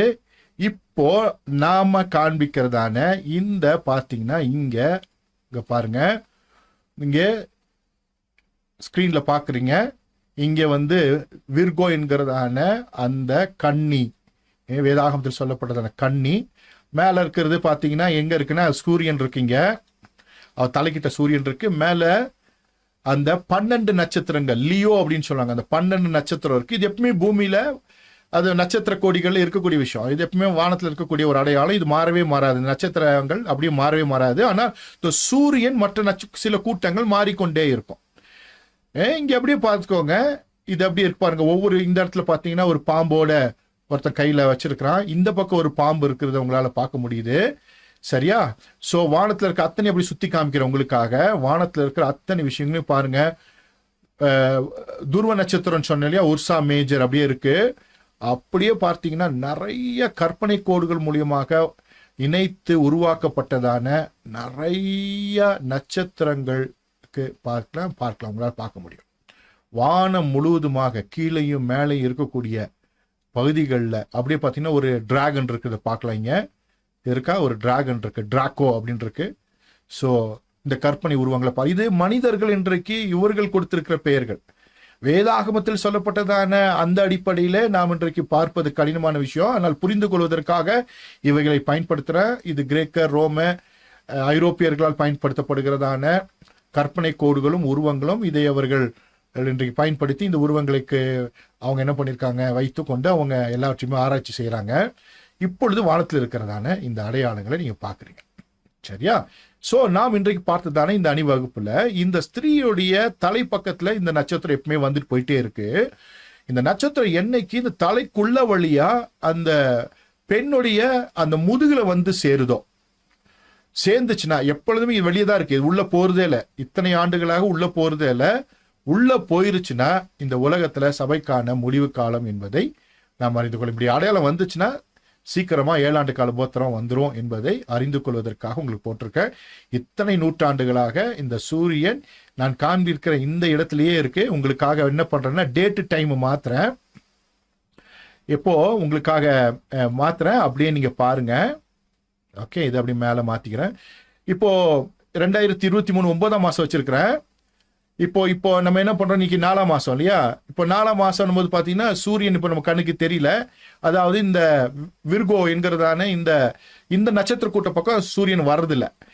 இப்போ பாத்தீங்கன்னா பாருங்க, 7ஆவது மாசம் வந்துச்சுன்னா அந்த லியோ என்கிறதான அந்த 12 நட்சத்திரத்துக்கிட்ட சூரியன் வரும். 8ஆவது மாசமும் அங்கதான் இருக்கும். 9ஆம் மாசம் வரும்பொழுது இது இந்த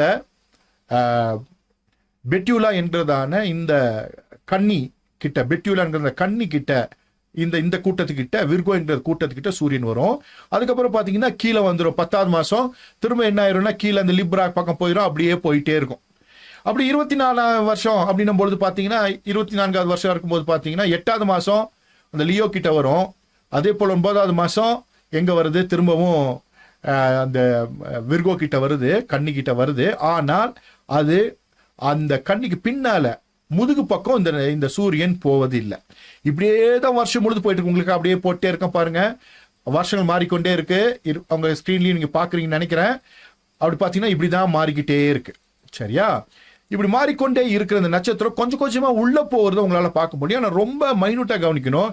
இப்படியே போய் பார்த்துக்கிட்டே இருந்தோம்னா சில வருஷங்களுக்கு அப்புறம் பாத்தீங்கன்னா உள்ள வருவதை உங்களால கவனிக்க முடியும். சரியா?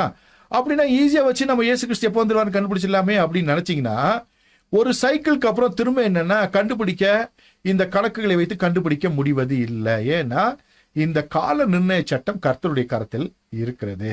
ஸோ உங்களுக்காக நான் போட்டு காண்பித்தேன். இவ்விதமாக வானத்துல நட்சத்திரங்களும் அதோட கூட்டங்களும் என்றென்றைக்கும் இருந்து கொண்டே இருக்கிறது.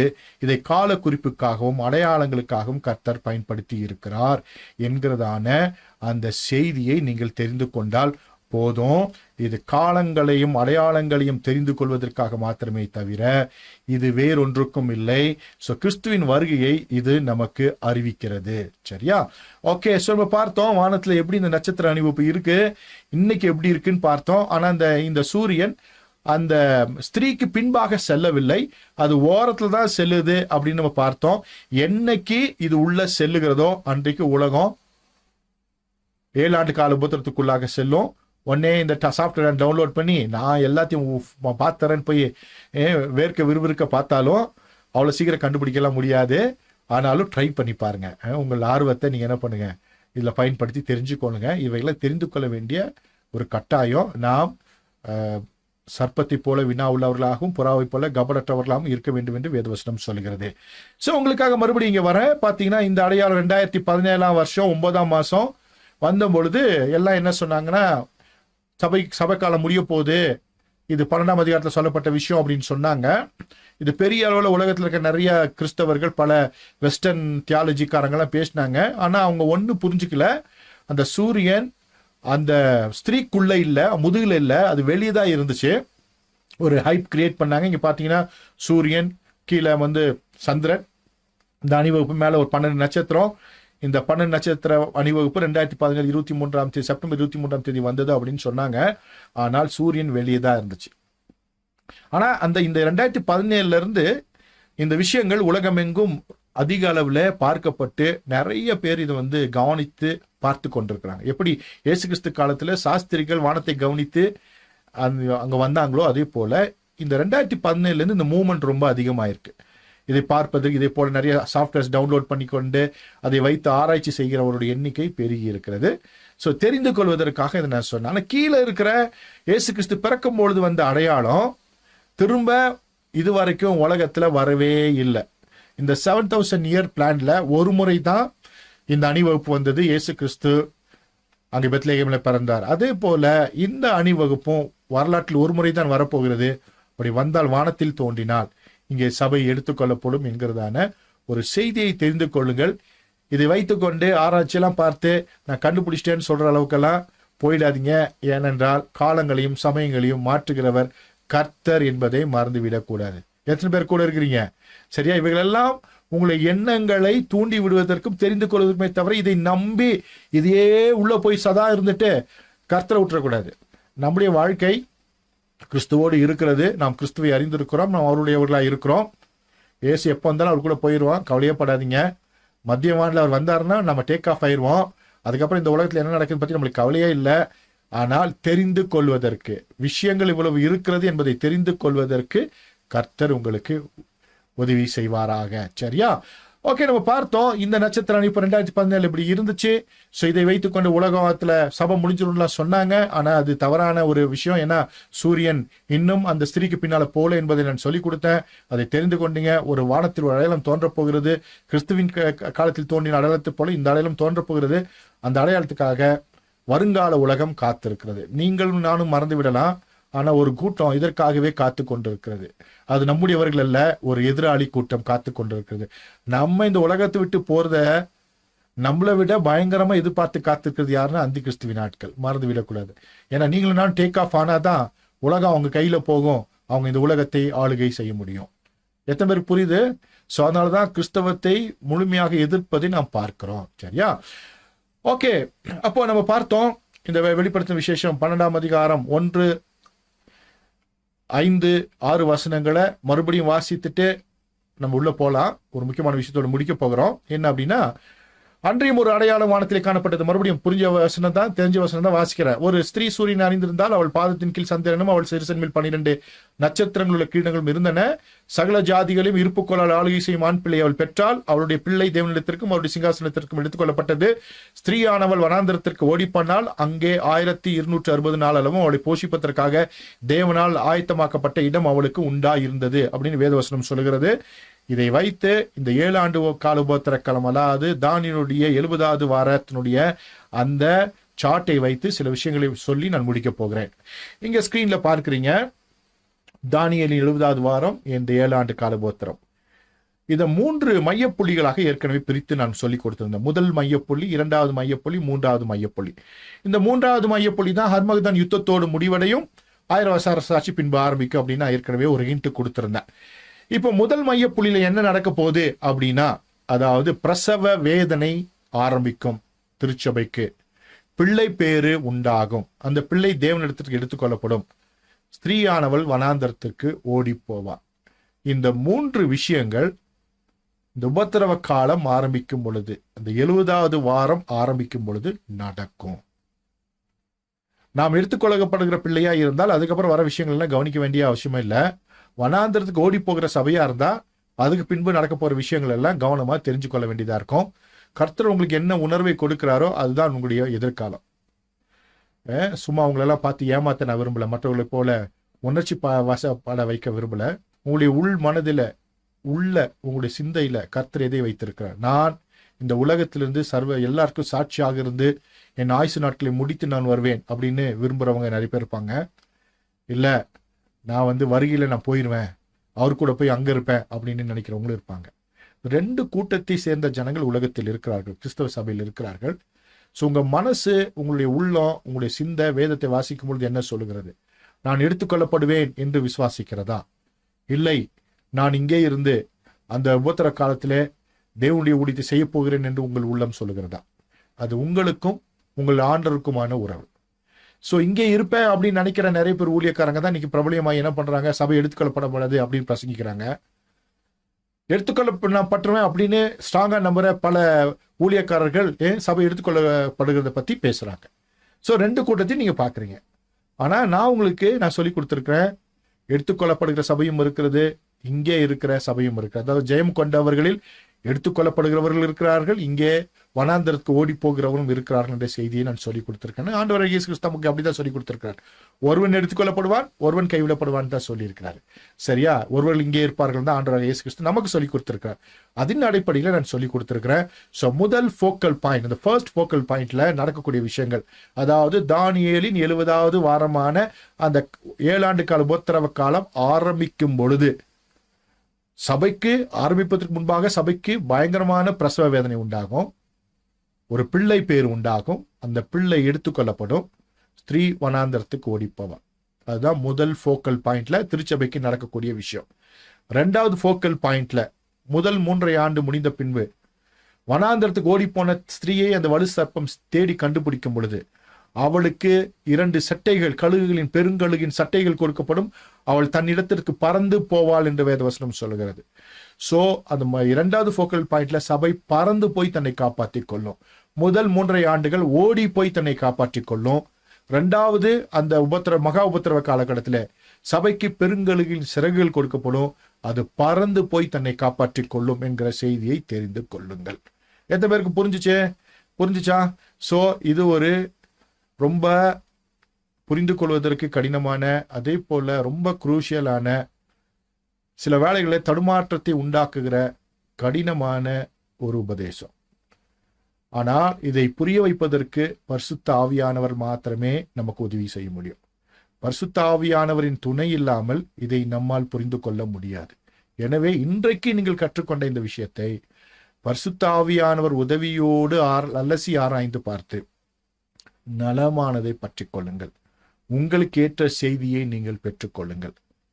இயேசு கிறிஸ்து வருகிறார், மாரநாதா. அவர் வரும்பொழுது நாம் அவரை சந்திக்க ஆயத்தப்பட போகிறோம்.